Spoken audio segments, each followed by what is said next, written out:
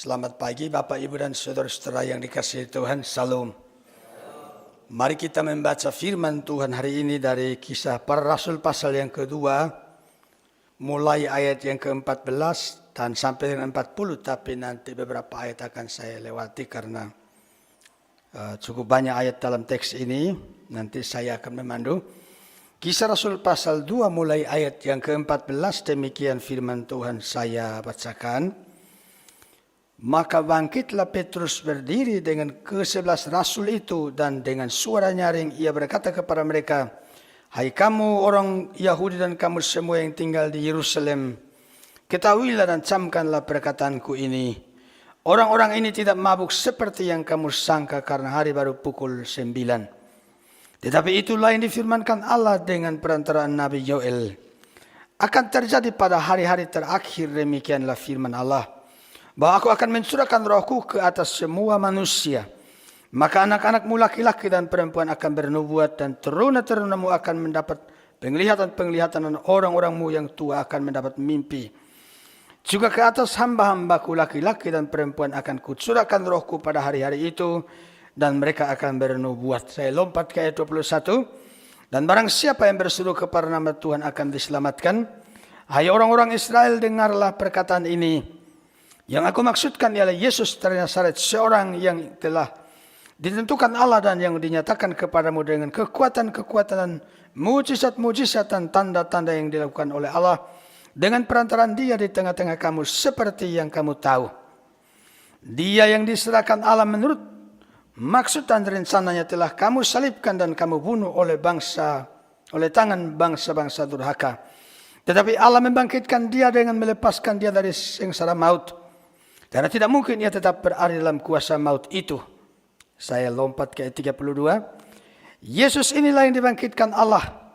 Dan tentang hal itu kami semua adalah saksi. Dan sesudah ia ditinggikan oleh tangan kanan Allah dan menerima Roh Kudus yang dijanjikan itu, maka dicurahkannya apa yang kamu lihat dan dengar di sini." Ayat 36. "Jadi seluruh kaum Israel harus tahu dan dengan pasti bahwa Allah telah membuat Yesus yang kamu selipkan itu menjadi Tuhan dan Kristus." Ketika mereka mendengar hal itu, hati mereka sangat terharu. Lalu mereka bertanya kepada Petrus dan rasul-rasul yang lain, "Apakah yang harus kami perbuat, saudara-saudara?" Jawab Petrus kepada mereka, "Bertobatlah dan hendaklah kamu masing-masing memberi dirimu dibaptis dalam nama Yesus Kristus untuk pengampunan dosa, maka kamu akan menerima karunia Roh Kudus. Sebab bagi kamulah janji itu, dan bagi anak-anakmu, dan bagi orang yang masih jauh, yaitu sebanyak yang dipanggil oleh Tuhan Allah kita." Dan dengan banyak perkataan lain lagi ia memberi suatu kesaksian yang sungguh-sungguh, dan ia mengecam dan menasihati mereka, katanya, "Berilah dirimu diselamatkan dari angkatan yang jahat ini." Demikianlah sejauh ini bagian firman Tuhan yang kita baca, dan berbahagialah setiap kita yang membaca firman Tuhan, merenungkan dan melakukannya dalam kehidupan kita setiap hari. Bapak, Ibu, dan saudara-saudara, hari ini hari Pentakosta atau hari turunnya Roh Kudus. Istilah Pentakosta ini kan sesuatu hari yang dirayakan oleh orang Yahudi sebelumnya. Pada hari Pentakosta itu biasanya orang Yahudi melakukan dua hal. Yang pertama itu bersyukur karena mendapatkan hasil panen gandum pada saat itu ya. Kemudian yang kedua, mereka juga memperingati atau bersyukur atas diberikannya 10 hukum Tuhan atau hukum Taurat melalui Musa. Maka di dalam gereja, dalam rencana Tuhan, maka hari Pentakosta orang Yahudi ini kemudian dipakai oleh Tuhan, di mana pada saat orang-orang Yahudi dari berbagai tempat di dunia ini berkumpul di Yerusalem untuk merayakan hari itu, pesta panen, dan diberinya 10 hukum Tuhan itu, Tuhan memakai kesempatan itu untuk kemudian mensurahkan Roh Kudus seperti yang dijanjikan melalui Yesus Kristus. Sehingga di dalam kekristenan itu, perayaan Pentakosta itu mempunyai makna yang berbeda dengan Pentakosta dalam agama Yahudi. Ya, nah maka Bapak, Ibu, dan saudara, saya sudah pernah mengatakan bahwa berbeda dengan Yesus Kristus waktu Dia berinkarnasi atau datang ke dunia ini. Yesus datang menjadi manusia. Roh Kudus tidak seperti itu. Ya, Kemudian dalam perayaan Pentakosta seperti ini ada hal yang harus kita ingat. Hari ini kan kita merayakan peristiwa turunnya Roh Kudus. Nah, saya mau mengatakan begini. Waktu kita merayakan kelahiran Yesus, kan Yesus tidak sedang lahir. Betul atau tidak? Maksud tiap kali Natal Yesus lahir. Sungguhan kan tidak toh? Kita peringati Yesus mati di kayu salib, kan kita ingat peristiwa yang telah terjadi satu kali itu. Kan tidak kemudian tiap Jumat Agung Yesus mati di salib. Tidak bukan? Betul ya? Mengerti maksud saya? Kemudian waktu kita merayakan kebangkitan Yesus ya di hari Paskah, pada saat itu kita peringati sekaligus merayakan peristiwa Yesus bangkit satu kali itu. Jadi tidak setiap kali merayakan Paskah Yesus bangkit. Nah kira-kira gambaran ini saya mau gunakan untuk membawa kita mengerti bahwa pada hari Pentakosta kita tidak sedang berkumpul supaya meminta atau menunggu Roh Kudus turun atas kita. Bukan itu. Dia sudah pernah turun seperti Yesus turun satu kali. Berinkarnasi satu kali selama-lamanya. Maka Tuhan membaptis gereja dengan Roh Kudus itu juga satu kali. Sehingga hari ini di gereja kita ini kan tidak kemudian semua jemaat didoakan supaya dapat Roh Kudus. Bukan itu. Yang kita lakukan hari ini ialah merayakan dan bersyukur atas kehadiran Roh Kudus dalam gereja. Kemudian yang berikut ialah kita minta kepada Tuhan supaya Dia penuhi kita dengan kuasa Roh Kudus. Nah ini berbeda.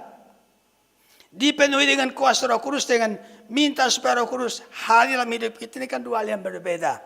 Ya, karena sudah sering saya mengatakan bahwa kita bisa mengakui Yesus adalah Tuhan dan Juru Selamat kita secara pribadi, itu pekerjaan Roh Kudus. Sehingga tidak benar kalau orang percaya Tuhan Yesus disuruh berdoa supaya Roh Kudus datang padanya. Ini sesuatu yang tidak alkitabiah. Ya, nah tetapi Alkitab mengajarkan kepada kita bahwa seperti yang Yesus katakan, kamu akan menerima kuasa kalau Roh Kudus turun atasmu. Maka dalam hidup kita ini, kiranya Roh Kudus yang tinggal dalam hati kita ini, kita persilakan untuk memimpin kita, menuntun kita, mengarahkan hidup kita supaya senantiasa taat kepada firman Tuhan, terutama setia untuk menjadi saksinya Tuhan Yesus. Seperti yang dilakukan oleh Stefanus itu. Menjadi saksi yang setia sampai akhir hidupnya. Nah Bapak Ibu dan Saudara-saudara, orang yang dipenuhi Roh Kudus itu akan bersaksi tentang Tuhan atau memberitakan firman Tuhan. Dalam teks yang kita baca hari ini, kita sedang baca kisah mengenai Petrus. Yang dipenuhi Roh Kudus pada hari Pentakosta itu, dia memberitakan firman Tuhan. Maka tema khotbah hari ini adalah pelajaran dari khotbah Petrus. Apa pelajaran yang bisa kita lihat dari khotbah Petrus ini? Ada dua hal saya akan bicarakan di sini. Yang pertama secara singkat saja, yaitu kita akan melihat bagaimana Petrus menyampaikan khotbahnya saat ia dipenuhi Roh Kudus. Ya, di ayat 14 itu nanti ada beberapa hal saya membicarakan ya. Yang pertama itu Petrus berdiri bersama 11 rasul yang lain. Kemudian yang kedua, berbicara dengan suara nyaring, mengajak pendengarnya mendengarkan berita yang hendak ia sampaikan. Jadi dia mengawali dengan berusaha menarik perhatian orang-orang yang hadir di situ. Ya, saya baca ulang ayat 14. Maka bangkitlah Petrus, berdiri dengan ke-11 rasul itu. Nah perhatikan ya, Petrus berdiri dengan berapa rasul? Silakan diklik biar ayat 14 keluar. Yang tugas di saat belakang tolong diklik supaya ayat 14. Ayat yang ke-14, maaf. Di PPT yang saya siapkan ada ayat 14 di situ. Oke. Maka bangkitlah Petrus berdiri dengan ke-11 rasul itu. Kalau ada Petrus, ada 11 rasul, berarti jumlahnya berapa? 12. Padahal Yudas sudah tidak ada, bukan? Betul atau tidak? Ingat waktu saya khutbah berapa minggu kemarin itu? Ada satu yang dipilih menggantikan, berarti dia sudah aktif itu. Matias sudah aktif, makanya sekarang ada 12 orang mereka. Petrus dengan ke-11 rasul itu. Katanya di situ Petrus berdiri. Artinya tadi duduk itu. Sekarang itu berdiri dengan ke-12 rasul. Sama-sama berdiri. Lalu katanya dengan suara nyaring berkata kepada mereka. Maka dengan suara yang keras Petrus bicara kepada mereka. Dia bilang begini. Hai kamu orang Yahudi dan kamu semua yang tinggal di Yerusalem. Nah perhatikan dia bilang, kamu orang Yahudi kemudian dan semua yang tinggal di Yerusalem. Ya, ada. Kamu orang Yahudi dan kamu semua orang yang tinggal di Yerusalem. Nah, kita lihat di situ baik-baik ya. Kamu orang Yahudi. Kemudian kamu semua yang tinggal di Yerusalem. Artinya Petrus mengerti siapa sedang hadir di situ. Kamu orang Yahudi itu maksudnya orang Yahudi yang tersebar di berbagai negara. Saat itu mereka sedang kumpul. Kemudian orang Yahudi yang tinggal di Yerusalem juga semuanya sedang kumpul di situ. Kemudian Petrus mengatakan, ketahuilah dan camkanlah perkataanku ini. Dia bilang ketahuilah dan camkanlah. Itu maksudnya Petrus mengajak kepada mereka supaya menyimak dengan seksama. Camkanlah, ketahuilah dan camkanlah. Kalian harus menyimak dengan seksama. Masukkan baik-baik ke dalam telinga. Ya, dia menghentikan kebingungan orang banyak. Kan saat itu kan murid penuh dengan Roh Kudus. Semua orang pada bingung. Terus mereka pikir, oh ini lagi itu. Mereka mabuk oleh anggur. Makanya bicara-bicara seperti itu. Petrus bilang ketahuilah dan camkanlah. Dia hendak menuntut perhatian terpusat sebelum menyampaikan khutbah. Nah, maka kita lihat di sini. Yang pertama itu Petrus suruh menarik perhatian. Berdiri, bicara dengan suara keras, kemudian ajak mereka dengarkan.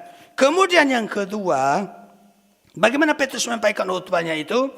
Ayat 40 mengatakan, dan dengan banyak perkataan lain lagi ia memberi suatu kesaksian yang sungguh-sungguh.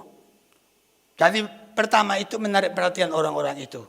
Ayat 40 bilang dengan sungguh-sungguh. Artinya di sini Petrus waktu berkhutbah itu dia tidak main-main. Dia sungguh-sungguh, ya. Nah, sungguh-sungguh ini saya coba periksa itu di dalam kata asli bahasa Yunani itu. Ada satu kata di sana diartikan begini. Memberikan kesaksian secara penuh. Bersaksi dengan sungguh-sungguh. Menegaskan dengan hikmat atau memperingatkan dengan tegas. Jadi dia bicara dengan sungguh-sungguh. Tidak sekedar bercerita atau berbicara biasa. Ya, dia mendesak itu dengan penuh keseriusan ya di hadapan Tuhan. Jadi sungguh-sungguh maksudnya itu tidak main-main tapi dengan segenap hati, dengan tekun terus dengan benar-benar. Saya ingat waktu berapa tahun yang lalu itu waktu ada sidang itu ketua sinode kita bicara kepada hamba-hamba Tuhan, dia mengatakan begini. Kita tidak dipanggil untuk menjadi pelawak. Ketua sinode bicara begitu. Dengarkan ya, hamba-hamba Tuhan yang hadir, kita tidak dipanggil untuk menjadi pelawak. Jadi pendeta tidak berkhutbah sekedar lucu-lucu. Semuanya tertawa-tertawa, terus merasa hatinya lega, terus pulang senang-senang. Itu bukan khutbah firman Tuhan itu panggung hiburan. Supaya orang terhibur, kan begitu ya. Di sini Petrus tidak begitu, dengan sungguh-sungguh. Dengan serius memberitakan firman Tuhan. Makanya kan di gereja-gereja itu yang ketat itu kalau ada khutbah tidak boleh jalan-jalan. Tidak boleh cerita-cerita, apalagi kalau ada telepon masuk, terima telepon-teleponan dulu. Terus baru dengarkan khutbah lagi, ini kan tidak hormat. Ya, Petrus meminta mereka perhatikan apa yang hendak disampaikan. Dan waktu dia beritakan dengan sungguh-sungguh. Nah, ini bagian pertama ya, bagaimana Petrus menyampaikan khutbahnya. Sekarang kita akan masuk kepada apa yang menjadi isi daripada khutbah Petrus. Bagian kedua ya. Silakan diklik satu kali lagi. Nah, apa yang menjadi isi khutbah Petrus? Yang pertama itu merespon kesalahpahaman dengan ayat Alkitab. Ayat 15 itu saya baca bilang begini. Orang-orang ini tidak mabuk seperti yang kamu sangka karena hari baru pukul 9. Tetapi itulah yang difirmankan Allah dengan perantara Nabi Joel. Jadi orang-orang kira rasul-rasul itu sedang mabuk oleh anggur. Petrus bangun, dia meluruskan. Tapi waktu meluruskan akan kesalahpahaman itu, Petrus tidak sekedar bicara dari idenya sendiri, dari hasil pikirannya sendiri, tapi dia landaskan itu, tindakan meluruskan kesalahpahaman itu dengan apa yang tertulis dalam kitab suci. Dan ini kelihatan jelas ayat 16 dikutip dari kitab Yoel. Sehingga ayat 17 bilang begini. Akan terjadi pada hari-hari terakhir demikianlah firman Allah bahwa aku akan mencurahkan rohku. Ya, jadi di dalam kitab Yoel di perjanjian lama itu sudah dinubuatkan bahwa Tuhan berjanji akan mencurahkan Roh Kudus. Hari itu janji itu sedang dikenapi dan sedang terjadi. Orang-orang kira itu rasul-rasul sedang mabuk oleh anggur. Petrus berdiri dan suara yang keras dengan serius dan sungguh-sungguh dia bicara. Singkatnya itu dia mengatakan apa yang kalian saksikan di saudara-saudara. Ini penggenapan dari nubuat yang pernah dibicarakan dalam kitab Yoel. Dia mau bicara seperti itu. Jadi Bapak Ibu dan saudara-saudara, di sini kita menemukan prinsip sangat penting, merespon atau menanggapi kesalahpahaman dalam ajaran kitab suci, ajaran Kristen. Itu kita harus berdiri di atas firman Tuhan. Beberapa hari yang lalu kan ada yang bagikan di grup WA itu mengenai seseorang yang suka mengajar di YouTube itu. Saya sempat berikan catatan, atau sudah sempat lihat ya, barangkali ya yang ada waktu cukup untuk melihat. Nah orang itu memang videonya itu banyak, masih muda tapi banyak sekali videonya. Saya lihat ada dua masalah serius. Kalau melihat yang lain itu banyak masalah, tapi ada dua masalah serius yang sederhana yang bisa gampang untuk kita lihat. Yang pertama itu dia mengajar begini, di videonya itu begini. Kan Paulus bicara mengenai ada musuh kita berperang bukan melawan darah dan daging tapi melawan roh-roh di udara. Maka dia bilang begini. Waktu saudara kita, keluarga kita meninggal, kita harus doakan. Supaya kalau malaikat membawa dia ke sorga, jangan sampai dirampas sama roh-roh jahat di udara. Terus tidak jadi dibawa ke surga, malah dibawa ke neraka. Nah ini ajaran apa ini yang seperti itu? Sehingga kemudian dia bilang, makanya kalau orang meninggal harus kita doakan, Tuhan tolong lindungi dia di jalan Tuhan di udara supaya tidak dirampas sama roh-roh di udara. Ajaran apa ini? Ya. Mungkinkah Tuhan gagal menyelamatkan orang? Akhirnya Yesus sudah mati di salib untuk selamatkan orang. Terus ternyata di jalan mau ke surga, terus di tengah jalan dirampas sama roh jahat. Bisa seperti itu? Tidak bisa. Betul atau tidak? Kan saya sudah berkhotbah waktu acara apa dulu itu ya. Jumat Agung kalau saya tidak salah. Tidak ada yang bisa merebut kita dari tangan Tuhan. Yesus sendiri bilang, tidak ada yang hilang itu dari semua yang diberikan padanya. Dan saya ada tulis beberapa ayat Alkitab di WA itu kan. Yohanes 6 ayat 39. Kemudian Yohanes 10 ayat 28, 29. Tidak ada yang bisa merebut kita dari tangan Tuhan. Kemudian orang itu bilang begini. Kita harus minta tolong leluhur atau saudara-saudara kita. Leluhur kita sudah meninggal. Mereka ada di surga supaya mereka bantu kita dalam doa. Ini bagi sebagian orang Kristen kan. Oh iya memang ya. Kita minta bantuan. Misalkan mama saya baru dipanggil Tuhan kan bulan Maret yang lalu. Saya bilang, Mama tolong bantu ya Mama. Sampaikan pada Tuhan di surga untuk saya ditolong. Bolehkah saya berdoa begitu? Nah saya sudah mengatakan. 1 Timotius 2 ayat 5 bilang apa? Saya kutip ayatnya di sini. Karena Allah itu Esa dan Esa pula Dia. Yang menjadi perantara antara Allah dan manusia. Yaitu manusia Kristus Yesus. Perantara maksudnya penghubung antara Allah dan manusia itu Paulus bilang Esa. Esa atau tunggal atau hanya satu. Yaitu Yesus. Sehingga tidak boleh ada perantara yang lain. Kalau kita mau berdoa sesuatu kepada Tuhan Allah. Ya perantaranya satu itu Yesus bukan? Kan Yesus sudah bilang. Akulah jalan dan kebenaran hidup. Tidak ada seorang pun sampai kepada Bapa kalau tidak melalui aku. Maka semua harus melalui Yesus. Tapi dia bilang kita minta tolong supaya yang sudah meninggal bantu kita dalam doa di sana. Mereka lebih dekat di sana. Tidak bisa. Ya, Bapak dan Saudara, ini yang saya maksudkan. Menggambarkan apa yang Petrus lakukan. Mereka salah paham mengenai apa yang terjadi. Petrus bangun meluruskan kesalahpahaman itu. Dia dasarkan dengan apa yang tertulis dalam kitab suci. Maka di sini ya kita sadar bahwa hari-hari ini pengajaran-pengajaran bertebaran begitu gampang kita bisa akses dimanapun. Maka supaya orang Kristen mampu memfilter ini ajaran sehat atau tidak sehat. Tidak ada cara lain kecuali, ya tentu minta bantuan Tuhan ya Roh Kudus. Tapi tidak ada cara lain kecuali kita harus mengerti. Hanya orang yang bisa mengerti uang asli itu yang mana akan mampu membedakan ini uang palsu. Tapi kalau orang tidak terlalu mengerti mana uang palsu, mana uang asli. Ya uang palsu pun dia terima, dia simpan, dia pakai dan itu berbahaya bukan? Maka bisa membedakan mana ajaran yang benar, mana ajaran yang tidak benar. Nah kita harus belajar firman Tuhan. Harus mengerti firman Tuhan. Nah mari Bapak Ibu dan Saudara. Sekali kita lihat bahwa betapa penting Kita ini belajar firman Tuhan agar mengerti firman Tuhan dengan baik. Agar ketika menghadapi kesalahpahaman atau sesuatu yang tidak seperti yang seharusnya, kita mampu untuk bisa merespon dengan seharusnya atau dengan baik. Itu satu ya. Kemudian yang kedua, di dalam khotbah Petrus itu kalau kita perhatikan ada sejumlah ayat yang mulai ayat 22 dan seterusnya ya.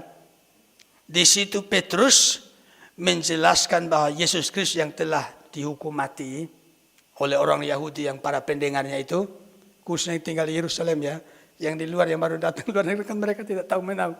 Tapi yang ada di Yerusalem yang menghukum mati Yesus itu mereka, Petrus bicara dengan mereka bahwa Yesus yang sudah kalian salibkan, yang sudah kalian hukum mati itu, Yesus itu adalah Mesias.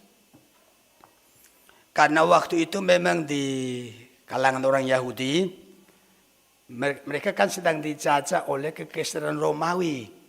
Ya, kekaisaran Romawi, mereka menantikan Mesias atau Raja Penyelamat itu adalah seseorang yang kemudian bisa mengalahkan musuh kekaisaran Romawi itu, mereka bisa dibebaskan.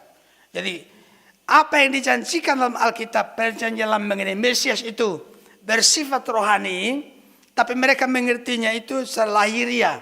Sehingga mereka pikir nanti Mesias datang, dibebaskan dari itu penjajah.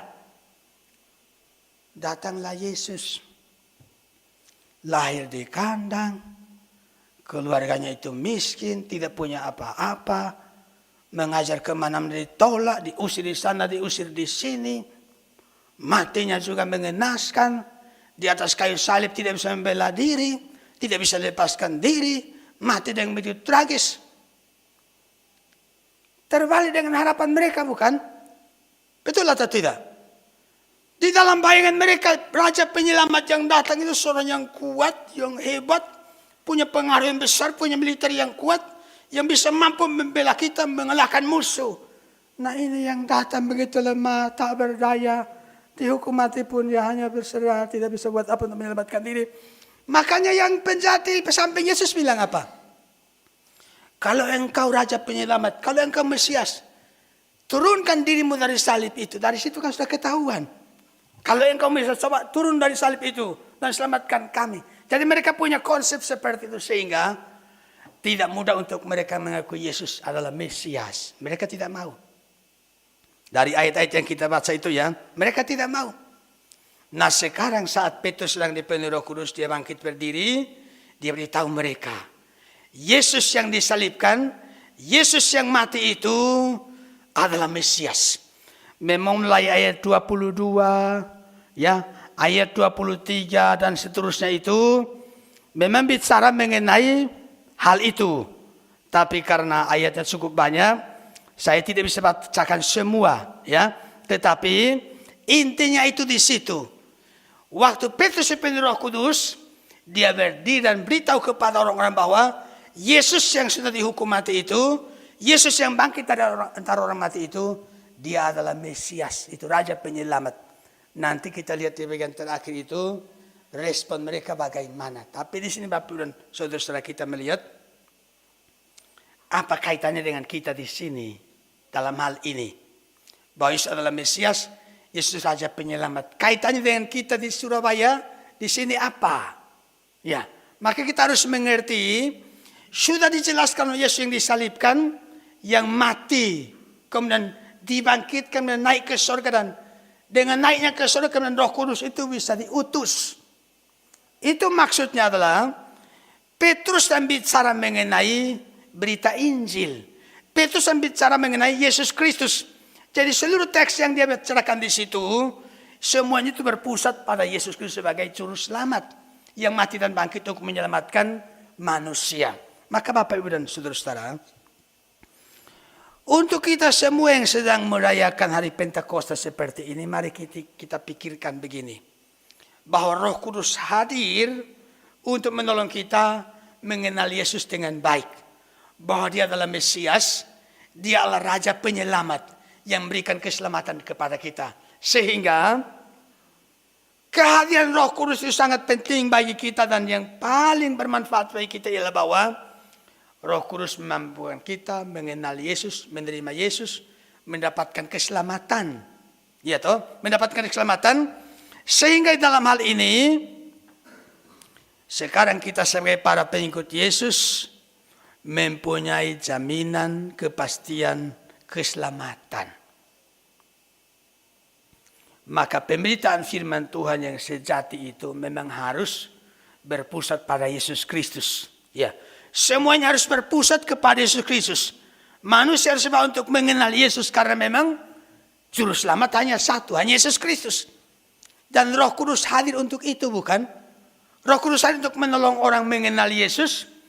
Roh Kudus hadir untuk menolong rasul-rasul dan para pengikut untuk mampu bercerita mengenai Yesus Kristus kepada orang yang lain. Sehingga sekarang kita sudah mengenal Yesus. Harusnya dalam hidup kita ini kita bersyukur kepada Tuhan. Saya kira ini perlu kita pikirkan. Di dalam acara PA Pemuda Remaja hari Jumat kemarin, kita membahas tema mengenai kenapa anak-anak Tuhan menderita. Ada banyak, beberapa poin saya bicarakan. Ada satu poin saya bicara bahwa anak-anak Tuhan diizinkan menderita, dengan demikian Injil makin tersebar. Itu pengalaman Paulus itu. Dia di penjara, Injil juga makin tersebar. Banyak orang dapat keberanian terus memberitakan Injil. Stefanus penuh Roh Kudus dilempar dengan batu. Begitu menderita tetap setia sampai akhir hidupnya. Maka saya bicara dengan anak pemuda dan remaja, saya bilang, saudara-saudara, Stefanus itu dipenuhi Roh Kudus dan setia bersaksi sampai mati. Kisah Stefanus sudah ribuan tahun yang lalu. Tapi kesaksian hidupnya itu menginspirasi, membangkitkan semangat orang Kristen sepanjang zaman. Nah, saya bilang pada teman-teman anak-anak muda kita dan remaja, saya bilang, engkau yang hidup di generasi ini, apa yang akan engkau tinggalkan untuk zaman ini dan zaman sesudah ini? Saya kira sebagai orang Kristen kita perlu pikirkan ini. Tidak boleh kita hidup sekedar seperti air mengalir, sudah lewat terus ya hilang begitu saja. Tidak. Kita harus berusaha agar lewat hidup kita, lewat pelayanan kita, lewat apa yang kita kerjakan, Tuhan percayakan pada kita, hidup kita ini bisa menjadi alat di mana orang lain bisa mengenal Yesus. Dengan kesaksian hidup kita, pelayanan kita, orang lain makin kenal Yesus. Nah, ini yang Tuhan inginkan. Amin. Orang yang dipenuhi Roh Kudus kan harusnya begitu. Hidup untuk Tuhan Yesus. Hidup memberitakan Yesus dimanapun kita berada. Yang remaja-remaja yang masih sekolah itu. Hidup untuk Tuhan Yesus. Amin. Amin. Hidup untuk Tuhan Yesus. Beberapa hari kemarin itu kami dikunjungi anak-anak kita yang lulusan dari sini. Ada 2 angkatan. Beberapa tahun lalu mereka sudah pergi. Mereka janjian terus datang ke sini. Nah, saya lihat mereka, saya juga senang. Paling tidak kita pernah ikut menabur. Ya, menabur benih Injil dalam dirinya. Terus minggu lalu ada penyegaran guru sekolah minggu. Saya cerita mengenai setiap Sabtu itu orang tua ya daripada anak bisa datang ke sini, bawa anaknya ke sini. Kenapa ya orang tuanya bawa anaknya ke sini? Karena ada sesuatu di sini. Ada sesuatu di sini, tidak ada tempat lain. Maka orang tua yang bawa anaknya ke sini. Nah, apa yang harus kita sajikan di sini? Bantulah anak-anak itu yang datang ke sini makin mengenal Yesus. Dengan semakin mereka mengenal Yesus, hidup kita sedang berada di tempat atau dalam posisi seperti yang Tuhan inginkan. Lewat hidup kita, lewat pelayanan kita, orang lain mengenal Yesus, dan itu yang sedang dikerjakan Petrus di sini. Amin. Sekarang yang berikut, yang ketiga. Di dalam khotbahnya itu, Petrus menegur dosa para pendengarnya. Ya. Dia menegur dosa para pendengarnya. Ayat 23 bilang begini. Dia yang diserahkan Allah menurut maksud dan rencananya. Perhatikan kalimat yang saya kasih warna merah itu. Telah kamu salibkan dan kamu bunuh. Dia terus terang pada mereka itu. Padahal beberapa hari sebelumnya kan ketakutan toh. Ketakutan itu sembunyi dengan pintu yang terkunci dalam ruangan itu. Sekarang dengan terus terang di hadapan ribuan orang dia bilang, telah kamu salibkan dan kamu bunuh. Ayat 36. Jadi seluruh kaum Israel harus tahu dengan pasti bahwa Allah telah membuat Yesus yang kamu salibkan itu. Dia menegur dosa-dosa pendengarnya. Itu orang yang dipenuhi Roh Kudus. Menegur dosa para pendengar dalam pemberitaan yang dia kerjakan. Kemarin itu saya membaca. Ada yang menulis mengenai mimbar gereja tidak boleh menjadi mimbar yang lemah. Mimbar lemah ini dimaknai sebagai tidak ada teguran terhadap dosa. Jadi orang-orang Kristen dihibur, senang-senang, dikasih janji-janji, ikut sehat semua. Usahanya diberkati semuanya kaya raya, sehat sejahtera. Amin, amin, semuanya pulang. Senang-senang bukan? Itu namanya mimbar yang lemah. Ya, mimbar sejati harusnya ada teguran terhadap dosa.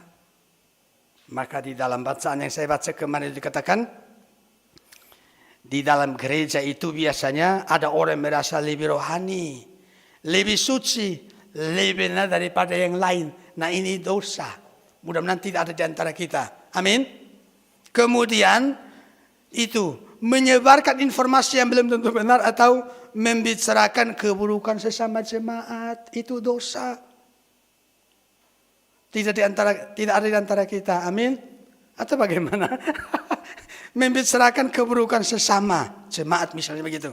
Atau di sini juga dikatakan terlalu berfokus pada berkat materi, menjadikan kekayaan sebagai tolak ukur kesuksesan, atau tidak setia dalam persembahan katanya. Itu dosa. Lalu menampilkan citra saleh dan sempurna saat ibadah, namun memiliki kehidupan moral yang jauh berbeda dengan keseharian. Di gereja kelihatan saleh, tapi luar itu tidak ada salehnya sama sekali. Ini kan dosa toh, dosa kemunafikan. Ya toh. Kemudian di dalam bagian lain dikatakan bahwa ada iri hati dan persaingan, iri terhadap talenta atau pelayanan atau jabatan orang lain, atau tidak peduli orang lain sedang susah menderita, sama sekali tidak peduli. Sekedar telepon untuk tanya kabar, apalagi mengunjungi perhatian, tidak ada. Itu dosa. Jadi kalau di antara kita ada yang sakit, menderita, kan tidak boleh kita diam-diam saja. Betul atau tidak? Selama ini bagaimana? Ada yang menderita sudah kita doakan? Sudah kita kunjungi?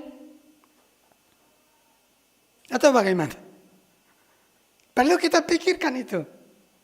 Ya. Kemudian katanya pilih kasih. Memperlakukan jemaat kaya atau berpengaruh dengan fasilitas khusus. Sementara yang tidak kaya itu terabaikan. Ini juga dosa di dalam gereja. Sehingga kita semua perlu evaluasi diri. Bapak, Ibu, dan saudara-saudara. Saya tiba pada poin terakhir. Ya. Poin terakhir itu. Di dalam khotbah itu Petrus menjelaskan cara mengalami keselamatan dalam Yesus Kristus. Di ayat 37 itu mengatakan, ketika mereka mendengar hal itu, hati mereka sangat terharu. Kenapa terharu ya? Kenapa terharu? Karena tadi bilang, Yesus yang kamu salibkan itu, yang kamu hukum mati itu, ayat 36 bilang apa? Telah menjadi Tuhan dan Kristus. Tuhan dan Kristus itu maksudnya Tuhan dan Mesias. Kristus itu kan bahasa Yunani, untuk Mesias dalam itu bahasa Ibrani. Ya dong? Maka dalam bahasa sehari-hari dijelaskan, diterjemahkan Raja Penyelamat. Ternyata Petrus mengatakan yang sudah mereka hukum, yang sudah mereka salibkan itu Mesiasnya. Itulah Mesias. Makanya hati mereka terharu. Misalnya, aduh kasihan. Saya ingat waktu saya dulu pernah ceritakan kisah. Ada satu orang yang pelihara kucing. Kucing itu suka jaga bayinya, bayi daripada keluarga ini. Mereka pergi ke pasar, kucingnya yang jaga bayinya. Terus, suatu hari dia pergi ke pasar, dia pulang, kucing lagi berdiri di pintu rumah. Kepalanya itu berlumuran darah. Marah dia. Jangan-jangan ini bayi sudah dimakan sama kucing. Tidak pikir panjang, langsung ambil tongkat di situ. Pukul kepalanya kucing, langsung mati. Terus masuklah dia buru-buru lihat itu bayinya. Ternyata di atas ranjang itu ada ular yang besar sudah mati. Kenapa kucingnya berlumuran darah? Karena bertarung melawan ular itu menyelamatkan bayinya. Tapi bapak yang punya rumah dia kira kucing yang menggigit anaknya, terus kucing dipukul kasih mati. Lalu dia tuh menyesal, aduh kasihan ya kucingnya itu ya. Dia sudah sangat berjasa, saya tidak mengerti, saya pukul kasih mati. Ini gambaran. Orang-orang para pendengar para Petrus itu, mereka dikatakan padanya oleh Petrus, Yesus yang kalian hukum mati itu, yang kalian selipkan, itulah Mesias. Maka hati mereka sangat terharu. Ayat 7 kan bilang begitu, sangat terharu. Terus lalu mereka bertanya kepada Petrus dan rasul-rasul yang lain, apa yang harus kami perbuat, saudara-saudara? Terus kira-kira mereka mengatakan, loh terus gimana? Gimana kami ini? Sudah kami bunuh, kami sudah hukum mati, sudah selipkan, bagaimana ini? Terus Petrus bilang apa pada mereka ayat 38? Jawab Petrus kepada mereka, bertobatlah dan hendaklah kamu masing-masing memberi dirimu dibaptis. Suruh mereka bertobat. Bertobat maksudnya itu menyesali dosanya. Hentikan perbuatan dosa itu, berbalik arah, berputar. Jangan terus lakukan itu. Suruh bertobat. Terus memberi diri supaya dibaptis. Maksudnya itu seperti yang dikatakan Markus 16 itu ya. Pergi beritakan Injil kepada segala makhluk. Siapa yang percaya dibaptis akan diselamatkan. Petrus kasih tahu caranya. Mereka sangat terharu, tidak tahu lagi harus buat bagaimana. Petrus bilang, bertobatlah. Beri dirimu untuk dibaptis. Dengan demikian bisa mendapatkan keselamatan, mendapatkan hidup yang kekal. Nah Bapak Ibu dan Saudara-saudara yang dikasih oleh Tuhan, mari kita semua pikirkan. Kira-kira dalam hidup kita ini, tiap-tiap kita yang hadir di sini sudah terima Yesus atau belum ya? Sudah percaya Yesus atau belum? Coba tanya yang di sampingnya itu, sudah terima Yesus kah? Coba tanya. Sudah atau belum? Ini penting loh, sudah terima Yesus kah? Sudah atau belum? Pertanyaan kedua begini, sudah bertobat atau belum? Coba tanya, sudah bertobat atau belum? Ini penting. Ya toh, ini penting. Petrus suruh mereka bertobat, bahkan tidak main-main. Ayat terakhir, ayat 40, di situ dikatakan begini. Dan dengan banyak perkataan lain lagi, ia memberi suatu kesaksian yang sungguh-sungguh dan mengecam. Dia kecam pada mereka. Dia mengecam. Dan menasihati mereka, katanya, berilah dirimu diselamatkan dari angkatan yang jahat itu. Dia serius. Makanya nanti di ayat 41 berikutnya itu, di situ kita temukan hasilnya. Saya bacakan saja ayatnya. Orang-orang yang menerima perkataannya itu memberi diri dibaptis, dan pada hari itu jumlah mereka bertambah kira-kira 3.000 jiwa. Tidak sia-sia bukan? Roh Kudus penuhi Petrus, berdiri berkhotbah, kasih tahu Yesus Mesias, tegur dosa mereka, tantang mereka bertobat dan serahkan diri dibaptis, percaya Yesus. 3.000 orang mau waktu itu. Nah disitulah gereja berdiri. Karena Roh Kudus hadir, gereja berdiri. Sampai sekarang sudah ribuan tahun. Roh Kudus pimpin berkati kita. Karena itu kiranya Tuhan menolong kita supaya kita sebagai generasi yang hidup di zaman ini betul-betul mohon pimpinan Tuhan dengan rendah hati. Roh Kudus bantu kita. Supaya apa? Supaya kita juga dengan kuasa yang Tuhan berikan lewat Roh Kudus itu, kita bisa jadi saksi, beritakan Yesus. Dengan demikian orang lain pun mendapatkan keselamatan lewat pelayanan kita. Tuhan berkati kita semua. Amin.